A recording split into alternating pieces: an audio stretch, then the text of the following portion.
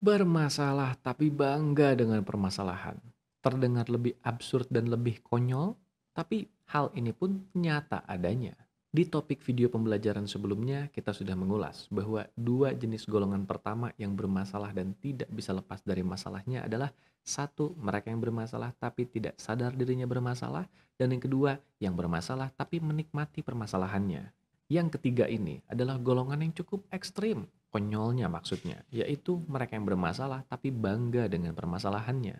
Dalam konteks praktek terapi dan konseling profesional yang saya fasilitasi, hal ini seringkali ditampakkan oleh mereka yang datang meminta bantuan dan menyatakan bahwa mereka sudah pernah dibantu oleh begitu banyak praktisi yang kompeten di bidang ini, namun tidak kunjung mendapatkan solusi yang diharapkannya.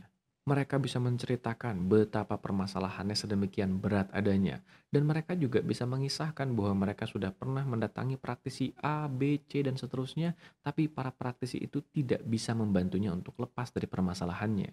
Ketika saya menemui klien jenis ini dan ia kemudian bertanya apakah saya bisa membantunya, maka jawaban saya sederhana yaitu tidak.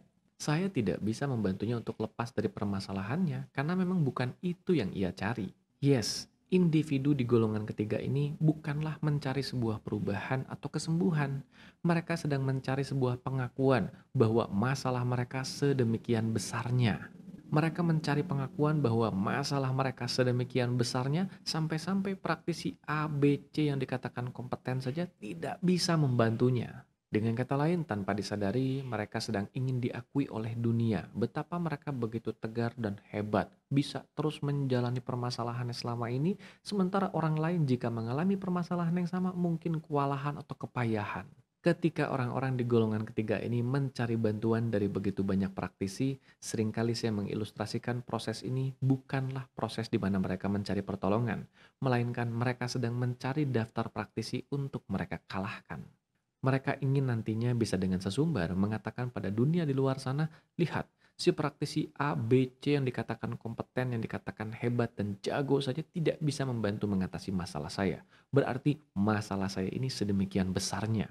Tapi saya sanggup melalui semua masalah ini. Berarti saya ini orang yang hebat dan tegar. Lagi-lagi, terdengar konyol? Yes, kita mungkin bisa berkata seperti itu, tapi percayalah, orang-orang golongan ketiga ini ada. Mereka bisa kita temukan di sekitar kita dengan mudah dalam wujud orang-orang yang sering kali mengeluhkan permasalahannya, mengeluhkan betapa berat beban hidupnya, tapi mereka mengisahkannya dengan penuh ketegaran seolah-olah ingin diakui bahwa mereka hebat. Itulah dia, golongan ketiga dari mereka yang bermasalah tapi tidak bisa lepas dari permasalahannya, yaitu mereka yang bermasalah tapi bangga dengan permasalahannya. Bukankah pada akhirnya yang terpenting adalah bagaimana menyiapkan sikap mental yang tepat untuk memulai proses perubahan dan menjaga sikap mental itu sampai selesai?